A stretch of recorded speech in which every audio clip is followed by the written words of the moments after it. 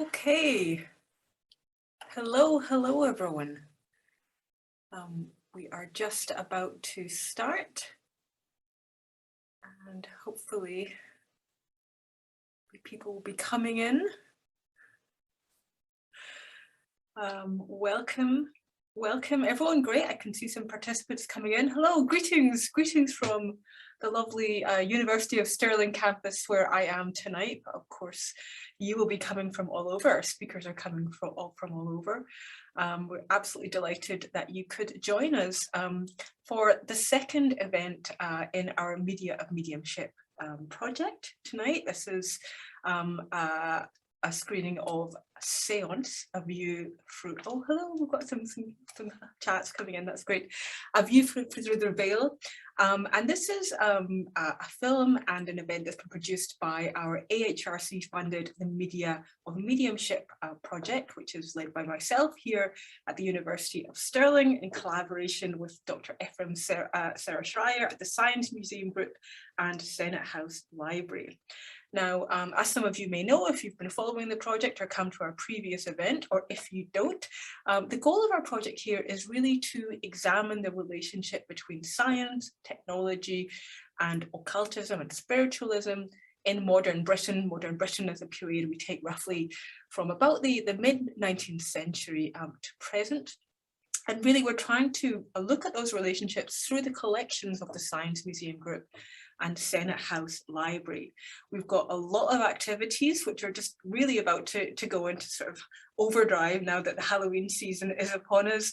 There'll be talks, there'll be interactive activities, there'll be a children's event, there'll be radio dramas and so forth, creative performances, all of which really are trying to tell the story of how unorthodox spiritual believers and skeptics and the people who debunk them have used scientific instruments and new technologies to try and prove or debunk claims about the existence of an unseen world. And the film tonight that we'll be watching also focuses on technologies, maybe slightly more old-fashioned ones than photographs or telegraphs, really looking at instruments such as writing and uses of slates and such. So we're going to be watching a short film tonight that was made for us by the performance magic team of Dr. Nick Taylor and Andy Cooper, who performed under the stage name of Ashton Carter. Nick and Andy are fantastic collaborators for the project, both in their capacity as scholars of the history of stage magic and performance, and as actual creative practitioners, as stage magicians himself. Nick is the school director for teaching and learning and the subject lead for drama, theatre and performance at the University of Huddersfield. And Andy is a magician, a storyteller, and an independent scholar of the history of magic. I don't actually know how they met, but maybe they'll tell us that tonight when we get into the discussion section. They have been performing together for years, often in shows that seek to reproduce some of the techniques and the effects of Victorian conjurers and professional mediums who were trying to produce effects of spirit contact. So it's that kind of historical recreation that forms the basis of the film we'll see tonight, which sees Nick and Andy in the beautiful space of the Kodak Gallery at the National Science and Media Museum in Bradford, where they filmed this piece in the summer. It's a brilliant setting for a séance, a night of entertainment, as they refer to it. The film just runs for just under 15 minutes, after which Andy and Nick are going to talk about how they first became interested in the histories of spiritualism and conjuring, the relationship between the two, about their experiences in developing and performing this kind of work live, and also about what recreations such as these can teach us about the history of magic that maybe more traditional research methods, archival research, for example, might not. I think there'll probably be some saucy and amusing stories as well. In the final 15 minutes, we'll hand over to you in the audience really to ask your questions, raise any comments you would like. You don't have to wait until then, however. If you want to ask a question, you can put something into the Q&A at any time, and then our moderator will pass them on to me, and I'll ask you questions to Nick and Andy. And then the event closes at 7. But after that, the film is going to go live on our project YouTube channel, where you can watch it again or share it with your friends. Use it however you would like. We'll also be posting and sending you information about our audience survey, and I really, really hope some of you or all of you really will be able to fill that in for us. We're looking to learn more about audience response to these kind of histories, and get your advice and feedback on future events we could do on this topic and in these locations. So please do, if you can, take some time to fill in the survey, ask a question. If you want to tweet about the event, you can tweet us at Media of Mediumship. We haven't thought up a pithy hashtag for this event, but I'm sure you can think of something. Anyway, without further ado, I am going to now share my, I'm going to turn off my camera and share my screen, and we'll get started on watching Séance, A View Through the Veil.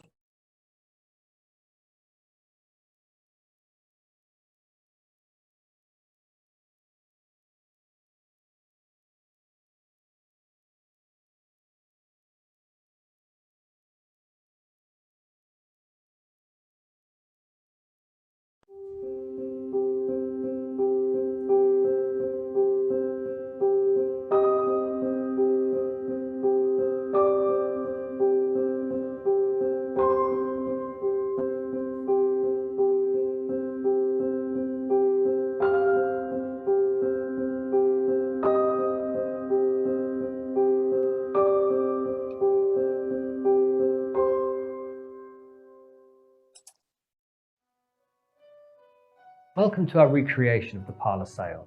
Tonight we'll focus on objects that afford spirit contact. Séance technologies. The parlour séance was an experience. You could say it was the whole entertainment package, with the medium using séance technologies to give you a night of rational entertainment. Rational entertainment with a heavy dose of the irrational.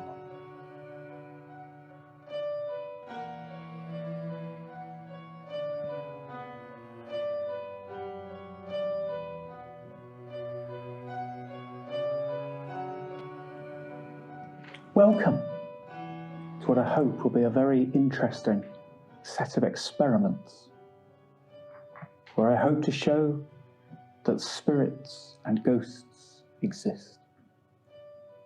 They live close to our realm, beyond a barrier that we call the veil.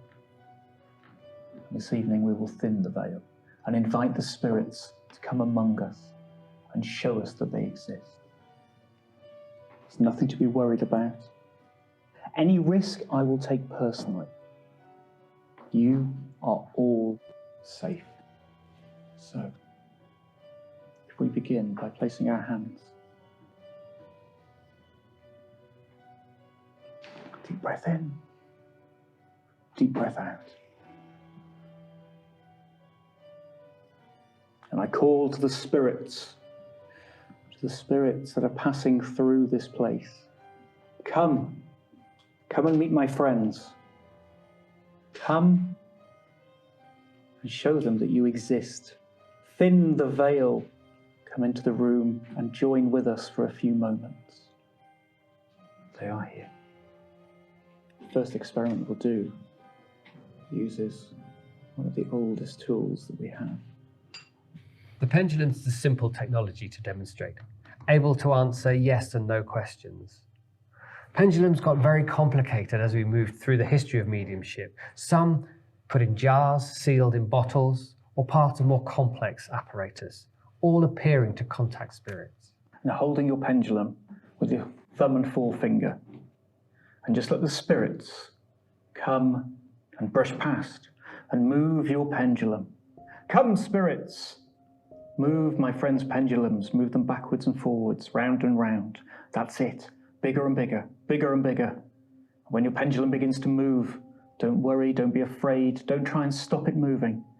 Just allow the spirits to move it. They'll move it bigger and bigger, bigger and bigger. The skeptics say that these movements are caused by tiny movements of our muscles. But if that were the case, it would be very hard for us to stop the pendulums quickly, as we can when the spirits help us. Spirits, stop our pendulums. Stop them moving, spirits. Stop. Stop. Stop. Stop. When your pendulum has stopped moving, please place it back.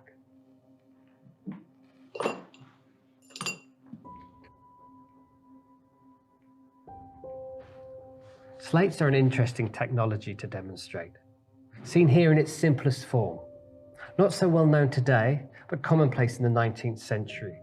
Slates quickly became part of an arms race between mediums and magicians looking for increasingly complex versions. We'll number them so that we can easily reference them. So this will be side 1. This will be 2.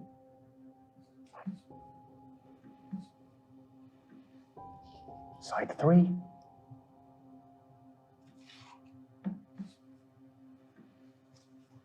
And side 4. We'll place them back inside the handkerchief and give the spirits the chalk.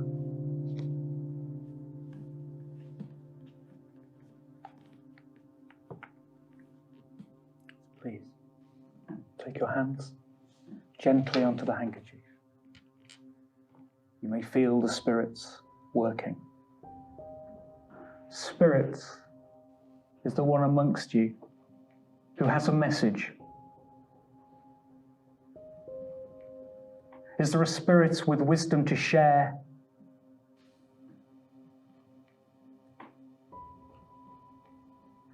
There. Did you feel it?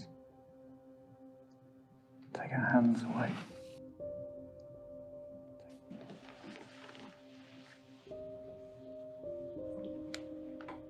There. Nothing on 2. or 3. 4 is blank. Side 1. Be kinder. I think be kinder is a very good message, Spirit, something we could all do a lot more of.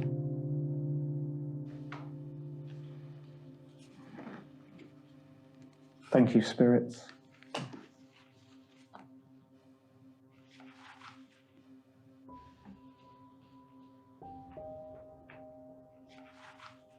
Let me introduce you to Margaret. Sadly, she died very young. Glass moving as a seance technology can answer simple questions, although here it is demonstrated as a way for the spirits to communicate that they are present and that they are willing to speak to us. I think we should try and contact her and see how she's doing. And I'd like to use the method known as glass moving. This is not a Ouija board, don't worry. In a moment, I'll ask you to place your fingertip lightly on top of the glass, and we will invite the spirits to move through you to move the glass. When the glass starts to move, don't panic, don't try and stop it, but also don't push. Just let the spirits work through you.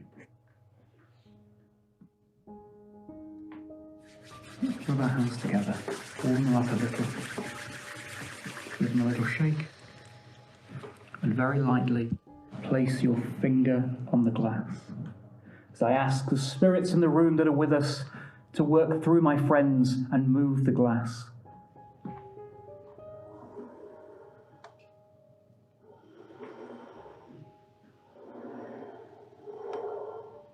Spirit, can you come to me? That's it, Spirit. Spirit, can you see the locket?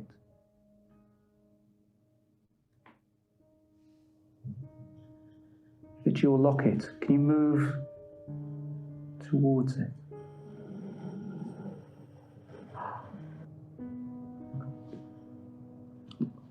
Leave me a message in the locket. When you've done that, move back to the center of the board. Move the glass. Thank you. Margaret, can you move the glass in a big circle?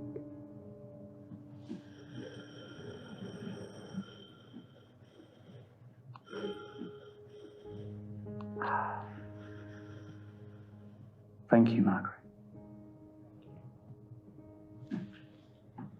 How was that? It's strange, isn't it? It's a very weird feeling to have the spirits move through you. But you weren't pushing. When the spirits move through us, don't be frightened. But we asked Margaret if she had a message, if she could tell us how she was feeling. Will you hold your hand out for me, please? It's a tiny piece of paper. Is there any writing on it? Happy. Happy. That makes me very, very pleased.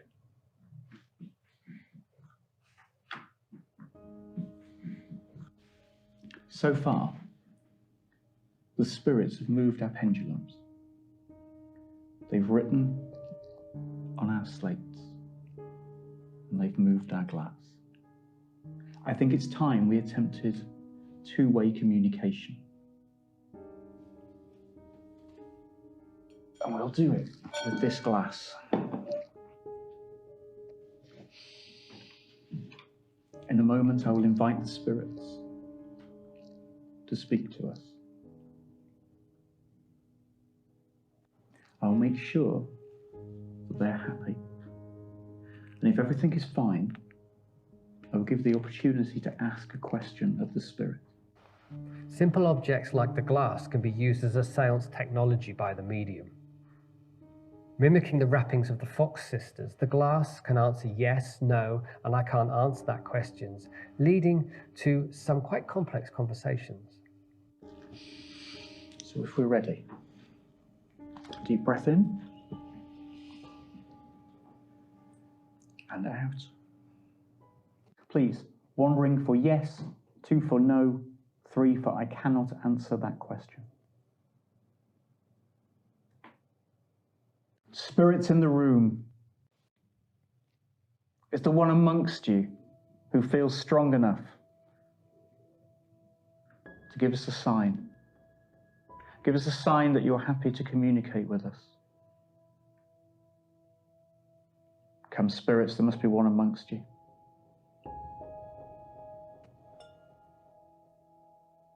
Thank you, spirits. It was a little quiet. Can you be louder? That's better. Spirit, I have to ask. Are you resident in this building? Do you call this building home?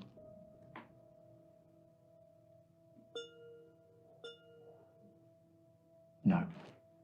That is good. Spirit, are you just moving through? Do you have other business today?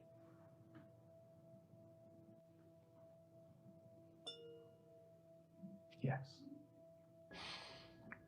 Spirit, are you happy to take a question from my friends? I have told them that you don't like frivolity. Would you be willing? Yes. Does anybody have a question they wish to ask of the spirit? No?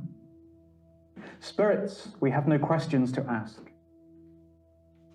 You're free to go about your business. Thank you.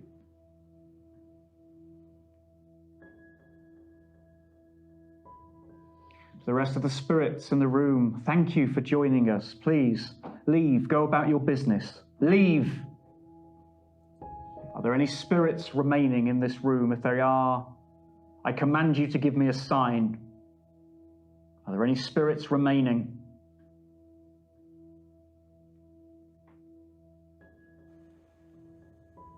they are gone.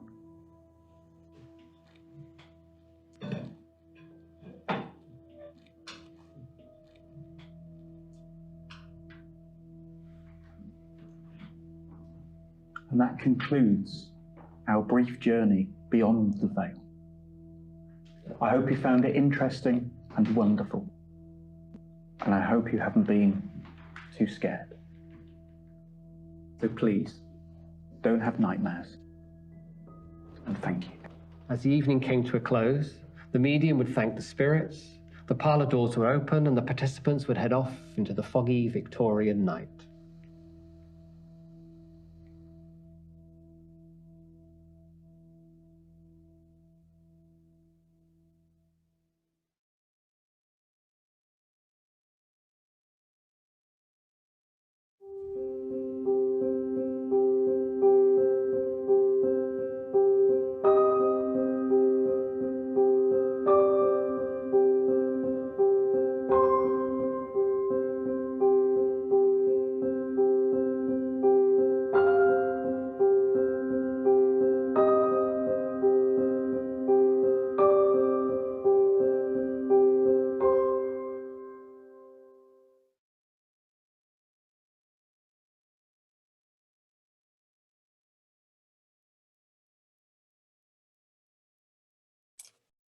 Okay, come back into the life of day here. Hello again, here we are back. Not quite the Victorian night, but the 21st century night, which is maybe scarier. Fantastic. So I'm sure you've got questions and comments. I've got a lot, but I think probably what I will do will be just to start by handing things over to Nick and Andy, and I'll largely, Nick and Andy, let you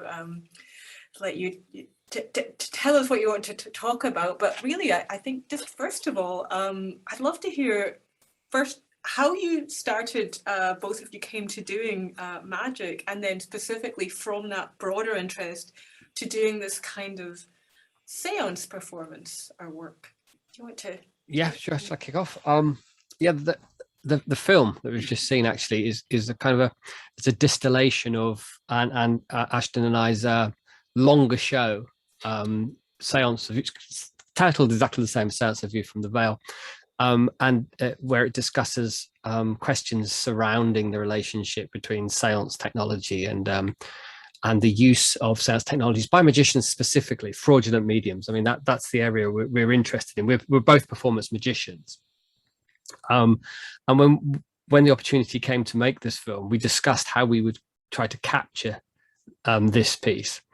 And rather than have the standard kind of audience coming, watching it and filming a live show, which we couldn't do anyway, because hey, there was a pandemic going on, we decided that we'd focus on just one small section, and that's the at the table medium section.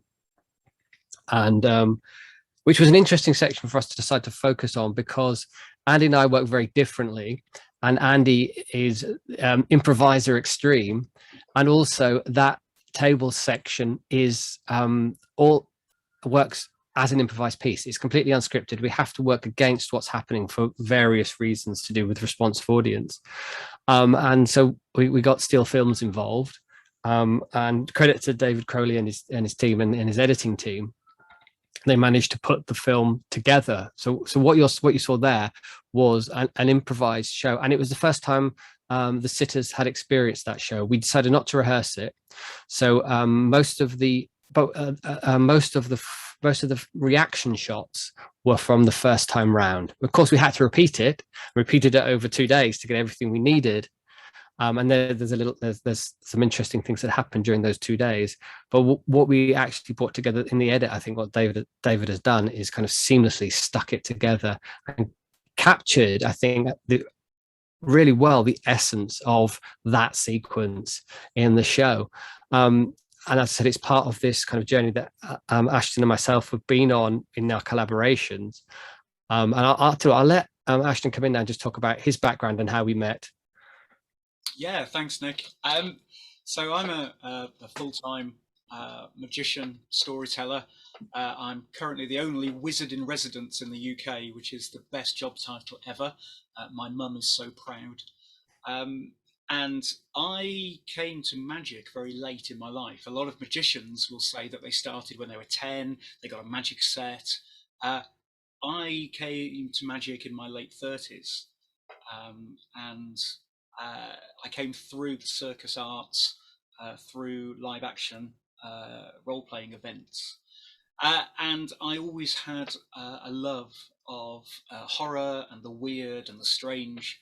And I always wanted, I thought, oh, I could take the magic and I could blend the two. That would be amazing. And I was really disappointed to discover that this was a subgenre of magic that had a long and amazing history and is known now as bizarre magic. But through that, I ended up with an invitation to a conference, a magic conference. And if you've never been to a magic conference, they are the strangest and weirdest things. They're exactly like you think they will be. But I got invited to the first UK magic conference for a long time, up in Whitby, for bizarre magic.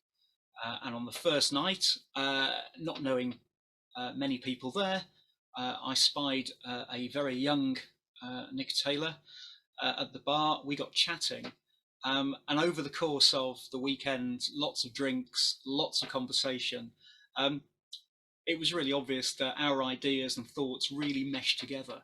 And from there, we started to talk about ideas, concepts, and started to do little collaborations. And it's grown into quite an interesting academic study of some of the foundations, and particularly the idea of the technology of Séance. And again, as Nick said, we are very much looking at the interplay between the magicians and the fraudulent mediums. I always say there are three groups, particularly in the Victorian period. There are magicians that are using the spirits as entertainment. There are the fraudulent mediums who are using the spirits and the methods of the magicians and their own for financial gain. And then there are the spiritualists who truly believe they are talking to the spirits, and they do different things. We're really concerned with the way that the fraudulent mediums developed Séance as an entertainment form, and then how the magicians came and borrowed methods, I think, is a nice way of putting it. And I like to call it an arms race because we can see this, and I'm sure we'll talk about that as we go. Let me just jump in again there. I think that's really interesting how these topics, you're talking about bizarre magic, that the category of that kind of seance representation now sits in. But of course, in the 19th century, I think for practitioners, this would have been seen very much as a mundane practice. And I'm interested in, of all the kinds of magic that you could do, Andy, when you came to magic just last year when you were in your late 30s. Why? You've always been my favourite, Christine. Oh, thank you. You're welcome. Why the Victorian era? Do you see what I mean? Because there's so many different types of magic you can do. What for both of you is the appeal in researching and performing seances, right? Or conjuring seances. Shall I jump in just for a second, Andy, if that's all right? Yeah. So my background is I've always been interested in magic. I've always been performing magic, and I've had those a lot of magicians have these furloughs within magic where they don't work on magic, they get bored with magic, they can't find a way to revitalize what they're doing and find a reason to perform, if you like. Why am I doing this kind of magic? And I was stuck quite early on just before I met Andy. Actually, I was quite stuck in where I wanted to go with this, what I wanted to work with in terms of magic. And it so happens that I'm also very interested in the Gothic and in the Victorian. And it turns out that I ended up writing a paper with another academic, Stuart Nolan, on bizarre magic. We call it Fabulous Monsters Performing Bizarre Magic.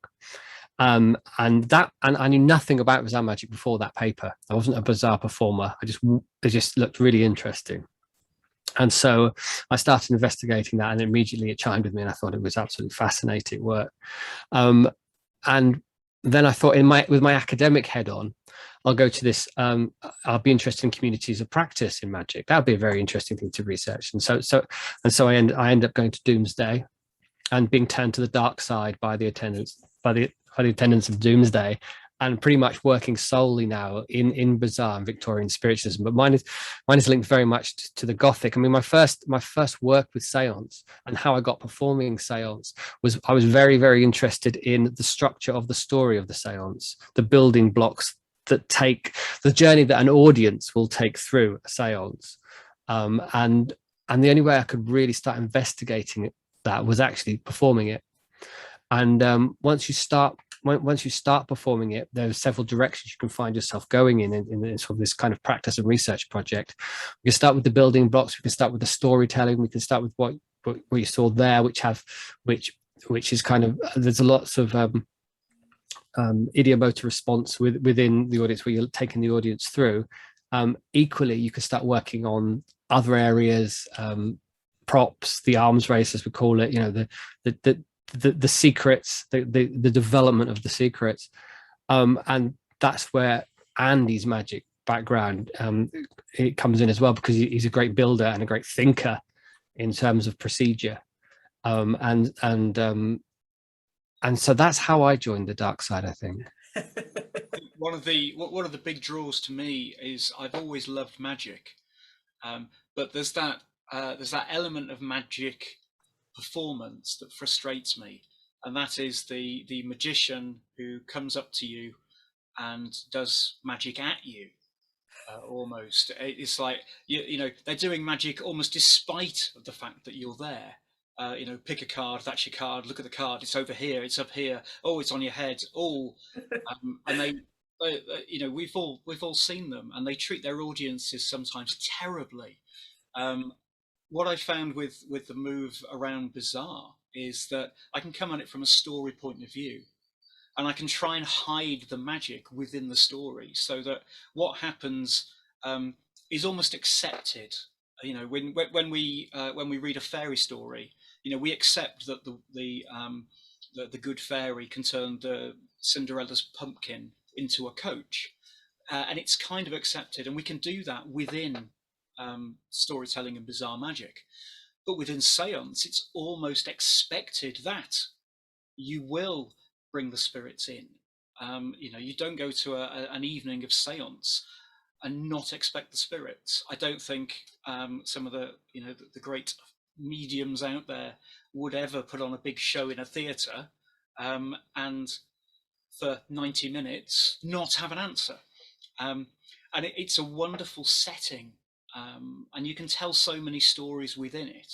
You can tell the stories of the people, you can tell the histories. I use a lot of family history within my own practice, and I love that setting.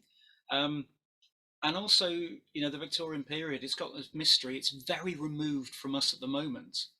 You know, people were doing seances in the 60s, but that's not quite far removed. I want to go back to a time when we didn't have the technology we had. Almost a simpler thing. You saw there in the film, we're using what we call technology. We're using a glass and a stick. We're using a glass moving around a board. We're using a weight on the end of a string to make a pendulum. They're all so simple things, and yet they're really powerful with the right setting and with the right expectation of an audience. Yeah, and the right setting and expectation, something that's really, really interesting, particularly when you're working with an audience on a seance show, because you've got to set up that expectation in your storytelling. You've got to set that atmosphere, or because simply put, something like a pendulum isn't something isn't gimmicked, hasn't got string that the magician's pulling to make swing. You've got to convince the audience that it is going to swing, and in the film there, the seance and the pendulum and the glass moving over the 2 days of filming, the pendulum still moved and the glass still moved. There we were still eliciting an idiomotor response, but it was a different kind of response. It was a consensual response, but it was also a very serious response, and that was the thing. The moment we started filming, we went very serious, and we all consented to be part of that seance moment.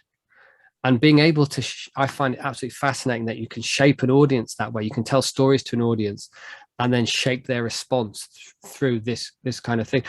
If I can give you an example from practice, I did a show a while ago where we had some stories invented and people invented. We told stories about it was about 6 or 7 different stories, and each had a magic trick attached to them, and each one was a bizarre magic trick. There was story, but they were fake. They weren't real people. We've gone on Google, we've taken these names and we invented these histories, and we invented them as part of the local history of Huddersfield, where I'm from, well, where I live now. I work for the University of Huddersfield, but what happened is at the end of it, we said, we're now going to do the seance part of the show, and we're going to contact these people and see if and these people come and send us messages.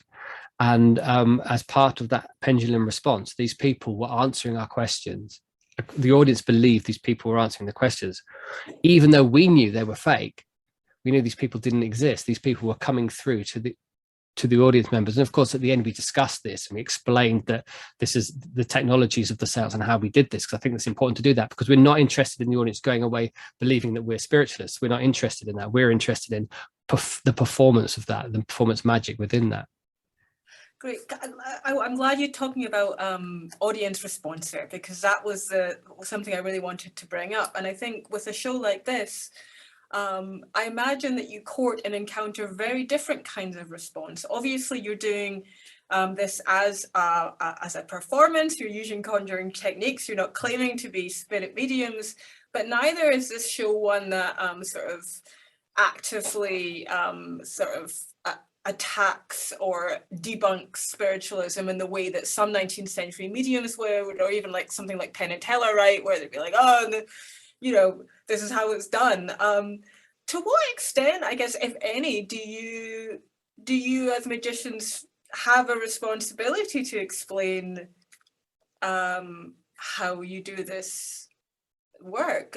Do you want to do that? Or do you simply want to create an experience for your participants? I'll start on that one if that's okay, Tim.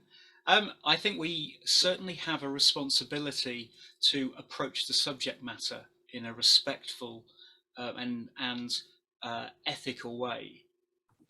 So this notion of it is for entertainment. I always frame things as we're going to do some experiments. We're going to do some historical things. We're going to explore. And it is for you to make up your own mind. I never say that I'm anything other than a magician and storyteller. The whole evening speaks for themselves. We can explore these things. But also, it's not for me to preach. And I'm a magician. I like to guard my empty safe. I like to pretend that you can't go onto YouTube and learn every single trick in magic from a 10-year-old based in India. I like to think that there are still secrets within the magic world, and we still respect them. And also, there's a lot of creativity that goes into these things. A lot of the things that I do, I've learned from books that were written in the late 1880s, from people who are way cleverer than I am in performance, in theatre, in mechanics, in acoustics, in all of the new sciences of the time. It's not for me to tell the world, aha, that's just a trick. I like the ambiguity. I like the fact that I can invite you in, we can share a very strange experience, and then you can go home and wonder. And that does leave yourself open. You have to be prepared for some of the reactions. And I've had, one of the things I always offer at the end, if anyone's concerned, I'm happy to give you a hug. You have to initiate it. Consent's a powerful thing. And I regularly get hugs. I will have people ask if they can talk to me afterwards, and we'll share stories of how they encountered the paranormal. And these are people who may not believe in ghosts, but have had things they can't explain happen to them. And they want to share that. And they see me as a safe person to share that with. And sometimes, you have people that you think, well, that's a bit odd. For example, I had a lady who sat in a séance, one of the ones that Nick and I did at a conference recently, and she came up to me afterwards and she said, you know, all of that happened, everything that happened there was because I was sitting there, because I am a medium and I have spirits that follow me. And I could see Nick gently walking away from the conversation, leaving me to say, oh no, that's very nice. Knowing that every single thing that we had done was a magic trick and had been completely in control of us. I like the ambiguity, and I think we owe it to the audience to not try and browbeat them. I think you can be too harsh. Yeah, I mean, I'm with Andy Ashton, Andy performing as Ashton Carter on this, just because I've experienced that when I started performing bizarre magic for the first time and started performing this seance work. I had a comedy seance show. I initially started, I thought it'd be easier to do a comedy seance show, and I stole the name from Kenneth Williams' character in Carry On Screaming, Dr. Orlando Watt, and I had a big curly moustache, and more people took that seriously than any of my other shows, and I had more kind of conversations and there's people wanting to share, and I kind of find it really interesting, but I also struggle with it as a performer quite a lot, and I've written about it in a few articles, and that just about the problem of pretending, and the problem of disclaiming, and the problem and the responsibility that magicians can have. And because I'm not interested in this idea of the trick, you know, I'm not interested in going, ta-da, this is a magic trick. I will do that, and I have done it in shows, but not in this area. You know, I have a different shirt on, and it's for a different audience.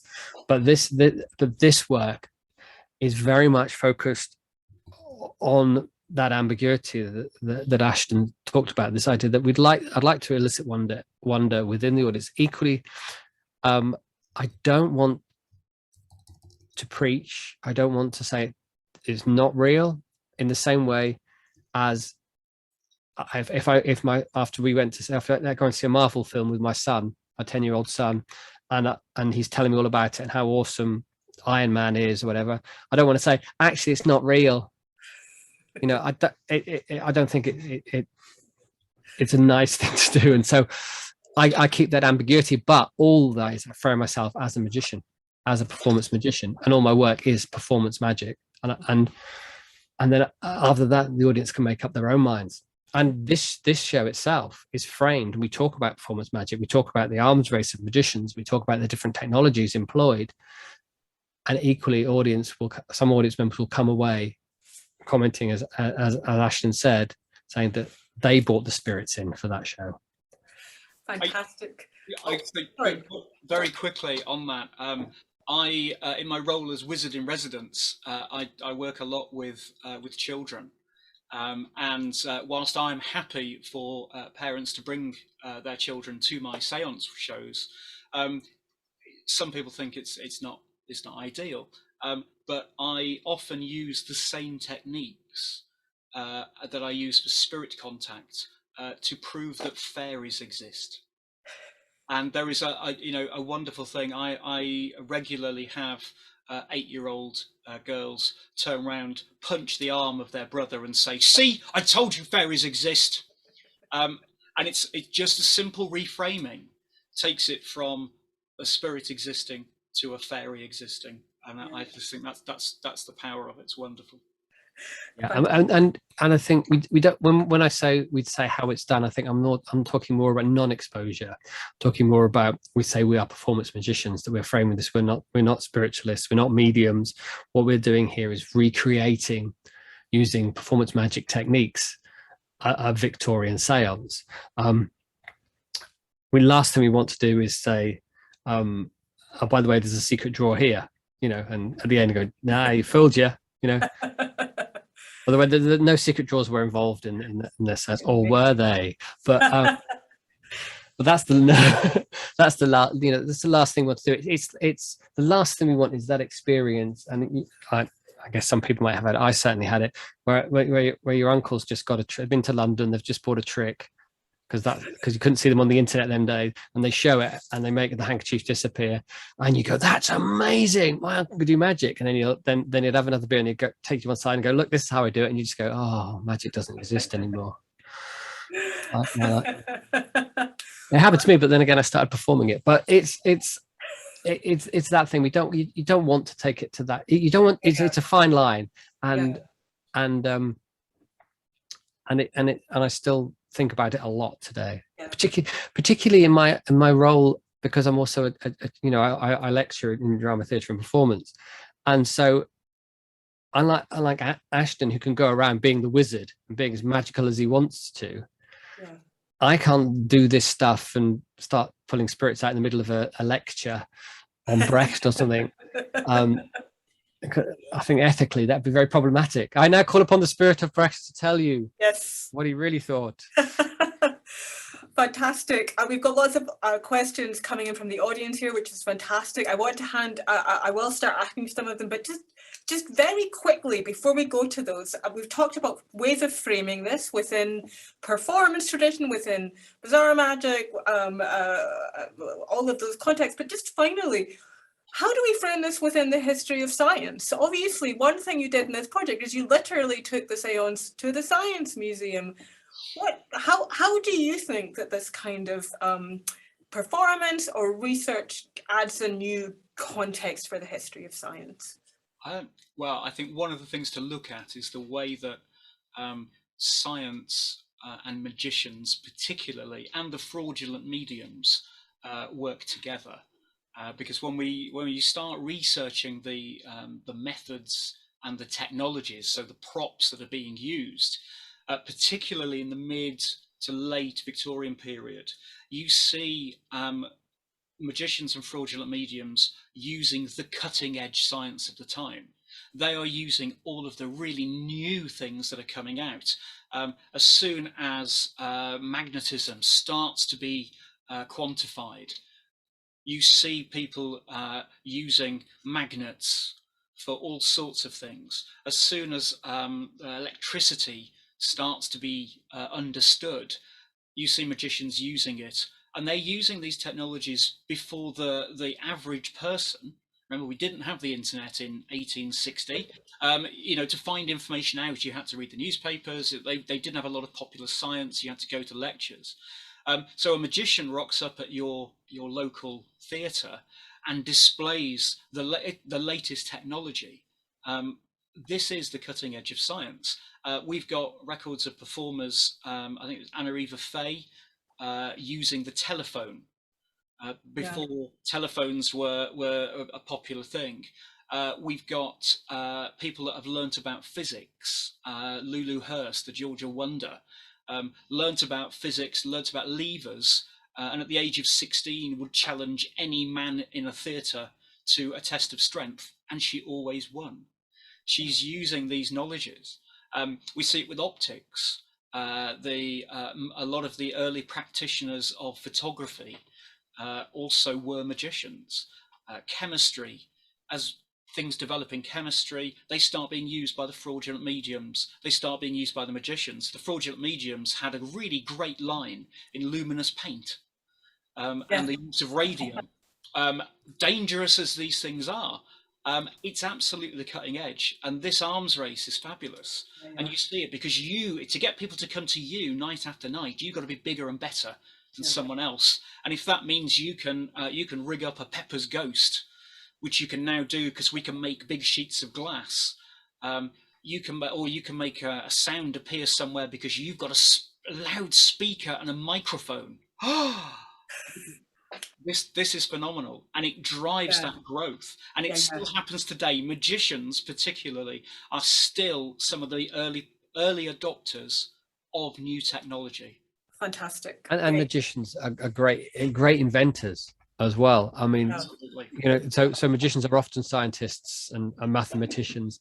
I mean, let's not forget John Neville Maskelyne's 1892 invention of the penny toilet. He came the idea of the penny. That was his invention. A magician invented that method.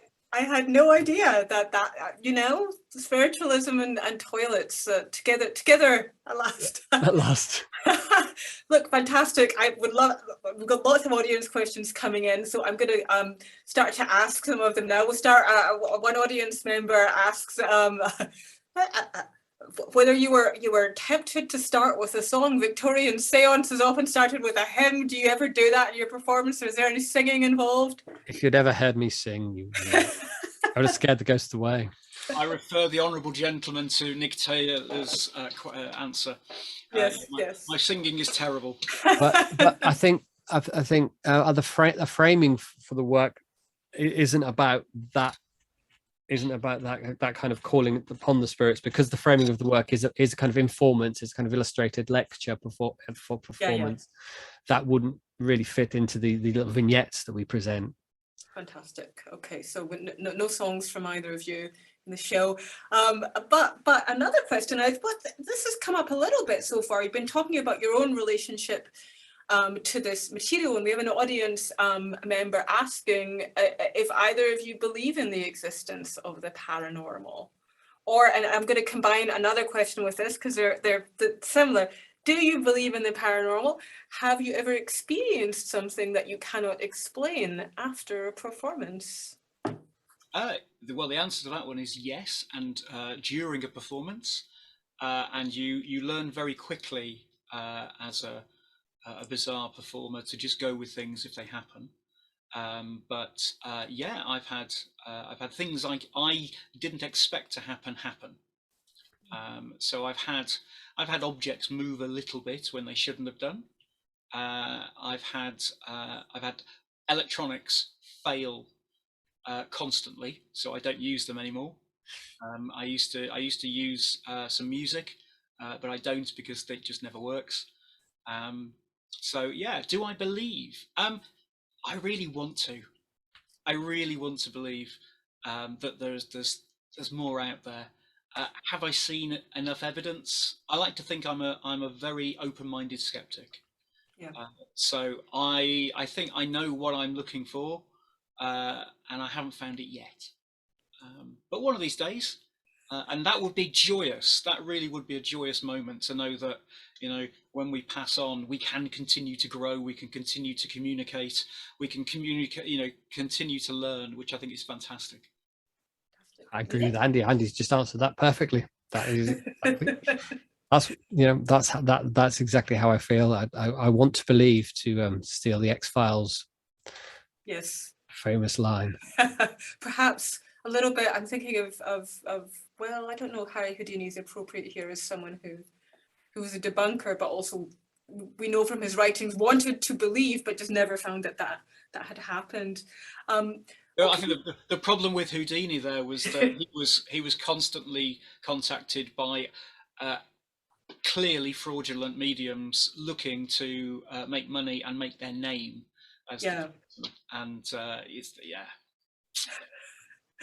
Okay, let me ask. This has come up a little bit. You talked about Eva Anna Faye, I believe that's, if I'm remembering her name correctly.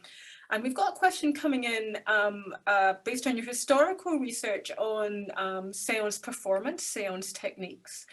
And this is if you noticed have any sort of gendered trends in the kind of phenomena that is being produced in terms of what people would choose to do.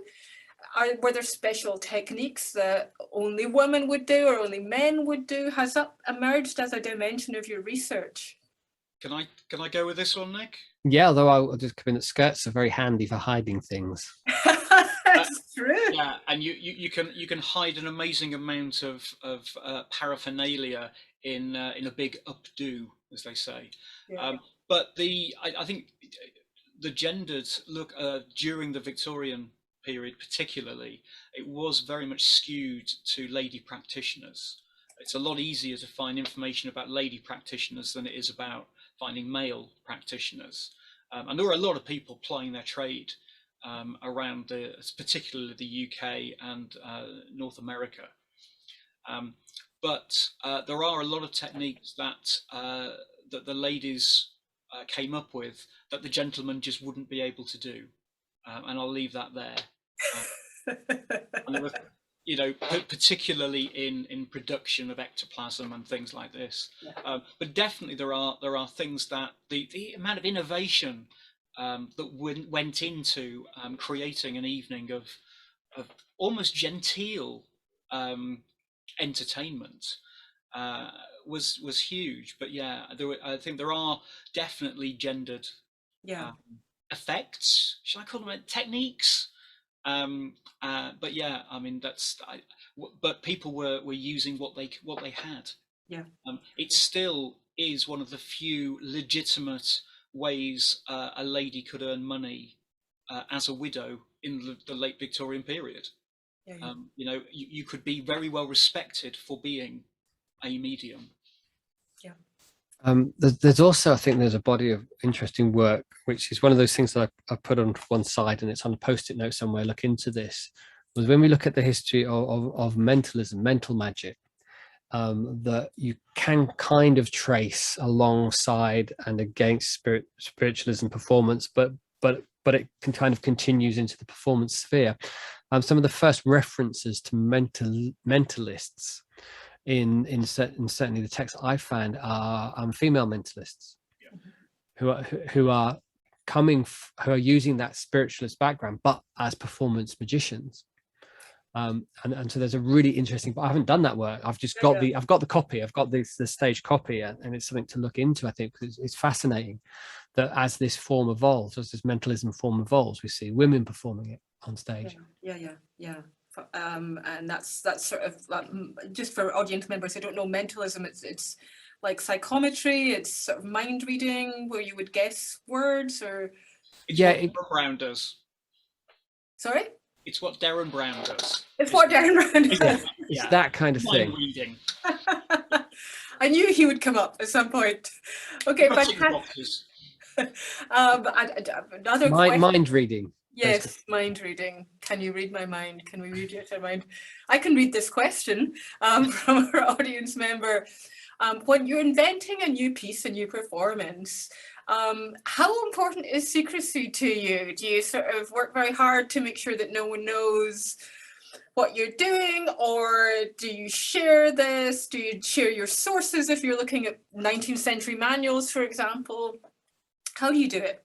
Well, I think Andy and I, when we work together, and also we work with these other magic communities. So we've got, you know, like the Doomsday people and that. You can go and you can share work there and talk about. I've gone very bright. I've just noticed. I'm trying to dim my light. You go, and so we can share work and share secrets. But it's very hard, to be honest. It's very hard to invent anything new in magic. In terms of it's all there somewhere in a book, somewhere in a pamphlet, somewhere. The library of magicians is enormous. That kind of magician only library is huge, and buried in there is usually some gem. There's also a lot of rubbish buried in there, but there's some really interesting stuff that you can take and you can develop. So it's very hard to develop something new. It's mostly about reworking the stuff and find these ways of doing it in the same way as the slates. You know, that technology developed using other technologies, and that arms race was based on this idea of innovation and borrowing. I think magicians borrow. Jerry Sadovitz, a performance magician, was talking about I remember a lecture. He was talking about beginning magic, and he said when you start magic, you'll buy everything. You'll spend loads of money and you buy absolutely loads of rubbish because you want to know everything. But there'll become a point when you know enough that you're then able to kind of take that knowledge, that kind of almost embodied knowledge, and start creating your own work and knowing where to draw things. You no longer have to buy the latest and greatest thing, or you no longer have to buy this and then feel that disappointment of buying it and going, oh, I knew how it's done. Or why did I believe the copy? Because there's a certain, I can't remember where I heard it, that I've heard magicians use, and I use it. It's jiffy bag rage. When you've just bought something which you think is absolutely awesome and will be the best thing in your act, and you open it and realize it's something you've had in a cupboard or it's in a book somewhere, and if you'd just put the effort and thought about it, you could have produced that piece of work. I feel like as an academic, I get that with research when I order a book, you know, and it takes months to come, and then I'm like, Jiffy bag rage. I've got that. I think one of the things to say there is that, you know, when you move through the magic world, you develop your group of almost confidants. So the people that you trust, that if you talk about something that you're developing, that they won't then immediately steal it, that they won't run off with their own. And you know, the history of magic is full of people who, you know, would sell secrets, would steal secrets. You would lose you'd have an assistant who would come and work with you, and then they would go and sell your secrets to another touring magician. I think P.T. Selbit came up with the first sort of sawing in half illusion, where in actual fact he bisected a lady with glass panes and then sawed her in half, because of course you do. And when he went to the States and performed it, he wasn't getting phenomenal reactions that he was getting in the UK, and it's because someone had watched his act, thought about how they could do it, and were touring 2 weeks ahead of him. So you develop a trusted group. The treachery. Oh, absolutely. Oh, the stories you could tell, and it still goes on. You still see people. You know, a very good friend of mine, one of my mentors, is still deeply hurt that his most amazing effect that he came up with is marketed by someone else, and they get the credit for it, and he is deeply hurt. And you know, this was in 1986. So there is a lot of theft. But it's the same in the academic world. You've got to be careful who you talk to, because it just needs someone to find the book that you've been looking for, get the paper. So in all fields it happens, but in magic it's rife. Yep, and there's a number of magicians out there. I mean, I'm thinking of someone like Max Maven, who is the equivalent of the plagiarism checker for magicians. His encyclopedic knowledge, you can ask him, how would you do this, or where does this come from, and he would have that whole the turn it in of magician work. The turn it in of magician. And there's some, you know, there are people out there, and that's one of the things where Ashton mentioned mentors, is that being able to have those conversations with other magicians, you can find out the history of that idea. And I think that's really important. It's that magic has this long and fascinating history, and it's important that we credit those ideas and we understand where those ideas come from. Yeah, fantastic. That's a great note on which to end. So, we have to go. A lot of those roots are in the fraudulent mediums world. Fantastic. We absolutely stole from them. Passing on through the generations. Listen, thank you so much for both of you for your fantastic film, for this brilliant discussion. I should say to our audience members that Andy and Nick are also going to be performing live for the Bradford Science Festival at National Science and Media Museum. They'll be doing a show on ghostly sounds for kids. So if you're in the area, come to that. Otherwise, thank you very much. Goodbye to everyone. We'll put our closing slide up here that has information about the survey. Again, if you could fill that in for us, that'd be brilliant. Thank you very much, everyone, and good night.